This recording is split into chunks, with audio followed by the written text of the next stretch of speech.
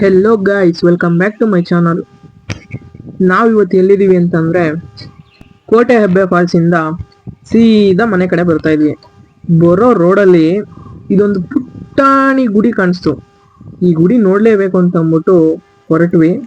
But ಏನಾಯ್ತು ಅಂತಂದರೆ ನೀವೇ ನೋಡಿ. ಇದು ನಿಯರ್ ಮಡಿಕೇರಿ ಹತ್ರ ಇರೋದು. ಎಷ್ಟು ಸಖತ್ತಾಗಿದೆ ಅಂತಂದರೆ ಪ್ಲೇಸು ನನಗಂತೂ ತುಂಬ ಇಷ್ಟ ಆಗ್ಬಿಡ್ತು. ಬಟ್ ವಿಡಿಯೋದಲ್ಲಿ ಯಾವ ತರ ಕಾಣ್ತಾ ಇದೆ ನನಗಂತೂ ಗೊತ್ತಿಲ್ಲ. ಬಟ್ ಲೈವ್ ಅಲ್ಲಿ ಮಾತ್ರ ಸಖತ್ತಾಗಿತ್ತು. ಈ ದೇವಸ್ಥಾನದ ಹೆಸರು ಬಂದು ಶ್ರೀ ಭದ್ರಕಾಳಿ ದೇವಸ್ಥಾನ. ಈ ದೇವಸ್ಥಾನದ ಮುಂದೆ ನೋಡ್ಬೇಕಾದ್ರೆ ನಿಮ್ಗೆ ಕಾಣಿಸೋದೆ ಫಸ್ಟ್ ಈ ಹರಿಯೋ ನದಿ. ಈ ನದಿ ಯಾವ್ದು ಅಂತಾನೂ ಗೊತ್ತಿಲ್ಲ, ನೀರ್ ಎಲ್ಲಿ ಬರ್ತಾ ಇದೆ ಅಂತಾನೂ ಗೊತ್ತಿಲ್ಲ. ಯಾಕಂದ್ರೆ ನಾವು ರೋಡಲ್ಲಿ ಹೋಗ್ತಾ ಹೋಗ್ತಾ ನೋಡಿ ನಿಲ್ಸಿರೋದು ಈ ಪುಟಾಣಿ ಗುಡಿ ನೋಡ್ಬೇಕು ಅಂತ. ಇಲ್ಲಿಂದ ಮುಂದೆ ಹೋದ್ರೆ ನಿಮ್ಗೆ ಸಿಗೋದೆ ಈ ಸೇತುವೆ. ಈ ಸೇತುವೆ ಮೇಲೆ ನಡ್ಕೊಂಡು ಹೋಗ್ಬೇಕು ಅಂತಂದ್ರೆ ಡಬ್ಬಲ್ ಗುಂಡಿಗೆ ಇರಲೇಬೇಕು. ಯಾಕೆ ಅಂತೀರಾ? ಈ ಸೇತುವೆ ಆಲ್ಮೋಸ್ಟ್ ಸುಮಾರು ವರ್ಷಗಳೇ ಆಗಿರ್ಬೋದು ಕಟ್ಟಿ. ಯಾಕೆ ಹೇಳ್ತಾ ಇದ್ದೀನಿ ಅಂತಂದ್ರೆ ನೀವೇ ನೋಡಿ.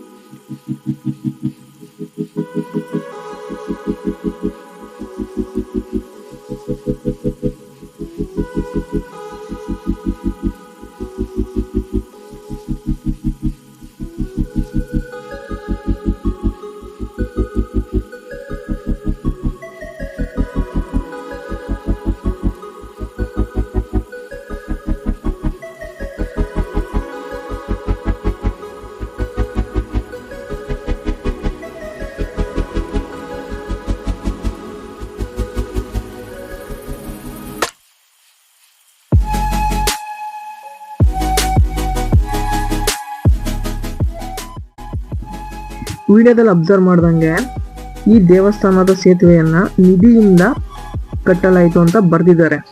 ಬಟ್ ನಮ್ಗಂತೂ ನಿಜ ಗೊತ್ತಿಲ್ಲ. ಆ ಬೋರ್ಡಲ್ಲಿ ಇತ್ತು.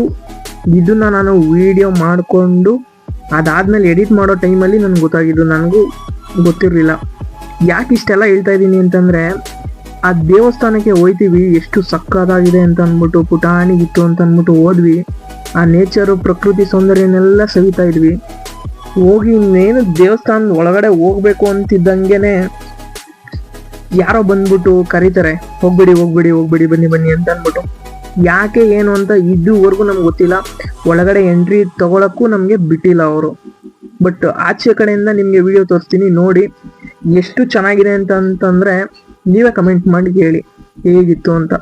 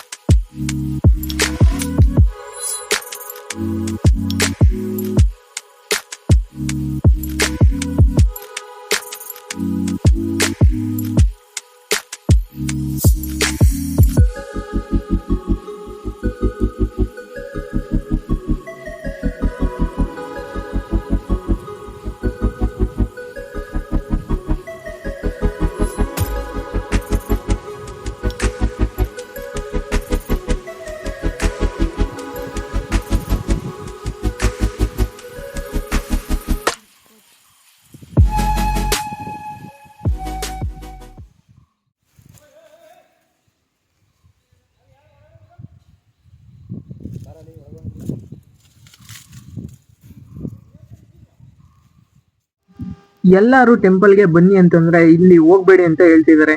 ಯಾಕೆ ಹೇಳ್ತಿದ್ದಾರೆ ಅಂತ ನನಗಂತೂ ನಿಜ ಗೊತ್ತಿಲ್ಲ. ನಿಮಗೇನಾದ್ರೂ ಗೊತ್ತಿದ್ರೆ ಅಥವಾ ನೀವೇನಾದ್ರೂ ಹೋಗಿದ್ರೆ ಕಮೆಂಟ್ ಮಾಡಿ ಹೇಳಿ.